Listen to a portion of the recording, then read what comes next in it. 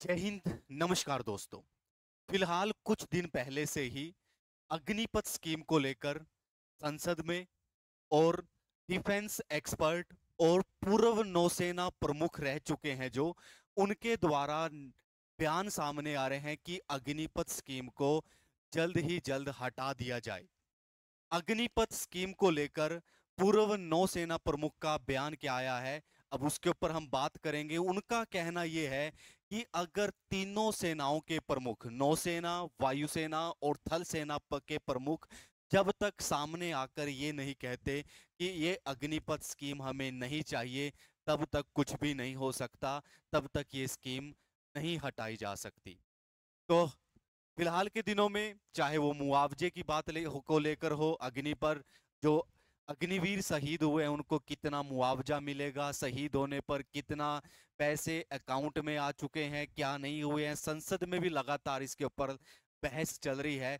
और पिछले कुछ दिनों से लेकर ये बहस तेज होती जा रही है कि अग्निपथ स्कीम हटेगी या नहीं हटेगी, कब तक हटेगी, क्या इसमें बदलाव हो सकते हैं, क्या नहीं हो सकते हैं। ये वीडियो उनके लिए ज्यादा जरूरी हो जाता है जो इस स्कीम के तहत अग्निवीर भर्ती हो चुके हैं, जिनको लगभग 2 साल सेना में हो चुके हैं।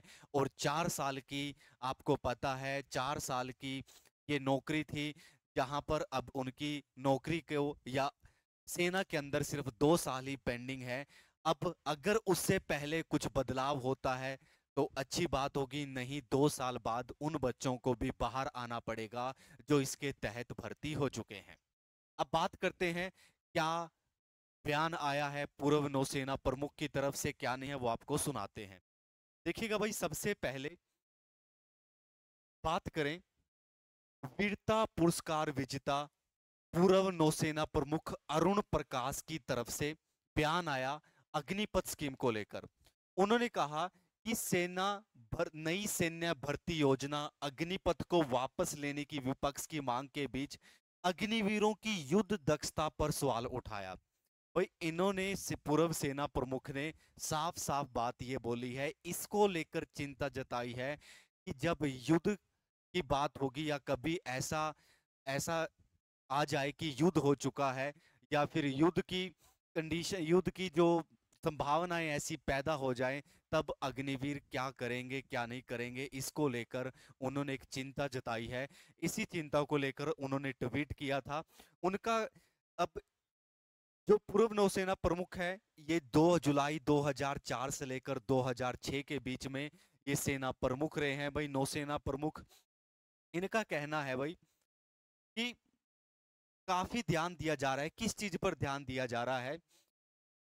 इनका कहना था कि सेवा में असमानताओं और युवा अग्निवीरों का सेना में कार्यालय खत्म होने के बाद उनके भविष्य क्या होगा, इस पर काफी ध्यान दिया जा रहा है भाई। इस बात को लेकर काफी चर्चा हो रही है कि अग्निवीर बाद में जब सेना से आएंगे क्या करेंगे क्या नहीं करेंगे 4 साल बाद, इस पर ज्यादा ध्यान दिया जा रहा है।